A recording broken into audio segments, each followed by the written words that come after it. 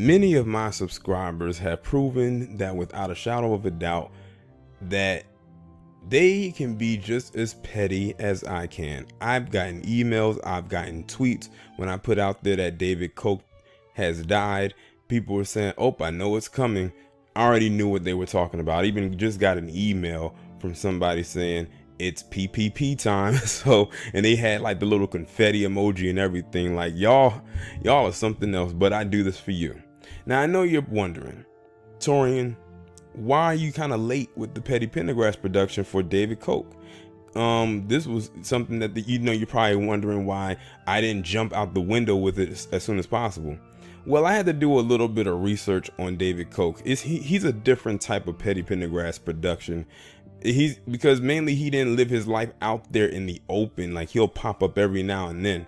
Or when you heard that name, you knew exactly who he was. Or and his brother Charles Koch, who was probably going to be on his way out the door too, because he was 83 and David was 79. And if y'all didn't know, they had two other siblings that we didn't really know about. I didn't know they had two other siblings until I found out today. But yeah, I found out earlier on Friday morning that David Koch had passed away at the age of 79. From what he died from, I'm not entirely sure, nor do I give a damn. All I know is that the man is now gone. Although I wish I could, be a fly on the wall at his funeral, not because I would want to be there, but just to make sure the man is actually dead and put into the ground, just for some reassurance. Now, when I was doing some research, I always wanted to know, how did the Koch brothers get into this power? Like, how did they get into this position? Well, according to what I looked up, it said their dad, when he was battling cancer, he ended up becoming the founder of an oil refinery. And when you become a founder of any type of thing dealing with oil, that's automatic billions right there. You're an instant billionaire at that point, and that's pretty much where their legacy ended up getting started. But the main thing that made people not like David Koch is because him and his brother were a huge contributor to the Conservative Party. So if you want to know why the Conservative Party is functioning the way that it is today and why it's laid out the way that it is, it's because of them. Now, they've had many industries. If you've seen anything that said Koch Industries on it, it was owned by them. And they owned quite a bit of things. Like, I would be here all day, and I don't have all day to do this, listing all the businesses that they either owned or invested in or were attached to. Now, y'all think I'm petty. If y'all have a Twitter account, go on to Twitter and type in David Koch, preferably hashtag David Koch, and look at the laundry list of people that are glad this man is dead. Like, I did not see not one RIP as it related to David Koch. Not one. Everyone who was, I would say, who was not his brother, or anyone who was in his back pocket, or anything that was getting money from them, had anything nice to say. Not one person. Even some celebrities were tweeting out how they are glad that he is gone, and they say, we don't say about this about anybody, but we're glad that he's gone.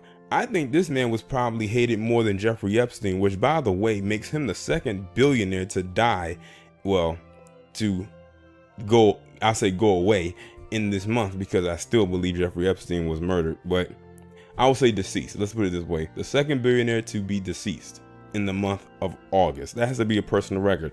I don't think I've seen anybody have this much disdain towards a billionaire dying since Roger Ailes. Or was it David Rockefeller? It was one of the two. It may have been David Rockefeller, because that man should have kicked the can way before he actually did. But this is not about him. So David Koch is gone. I mean, I really can't say much about the man. I mean, I did my research. I found out that he was just pretty much a all-around piece of shit that just happened to be a billionaire. And you can be a piece of shit and still be a billionaire. I mean, it is what it is. And they can't say, oh, we don't like billionaires. Many people like Steve Jobs, and he was a billionaire. It's few and far in between, but you know, it is what it is. When Robert Smith, when his day comes, we'll have nice things to say about him, and he's a billionaire, and he's a black billionaire. So they can't really say it's because this man was a billionaire. It's just because he had shady dealings. And I'm almost certain he probably did some things that affected the black community, to which I'm not entirely sure what, but I'm sure my subscribers will let me know down in the comments as to what it was that he was involved with in as far as it pertains to us.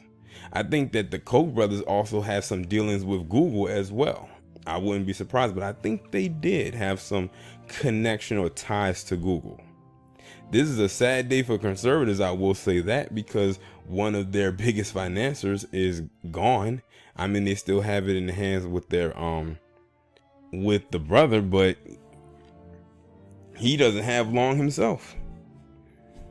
So, hey, what else can I say except I feel absolutely nothing for this guy. I don't feel nothing for him. I don't feel nothing for his brother or any other families, none of that.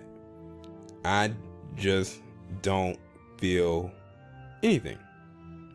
Y'all let me know what y'all think about this down in the comments, and I'll talk to you in the next one.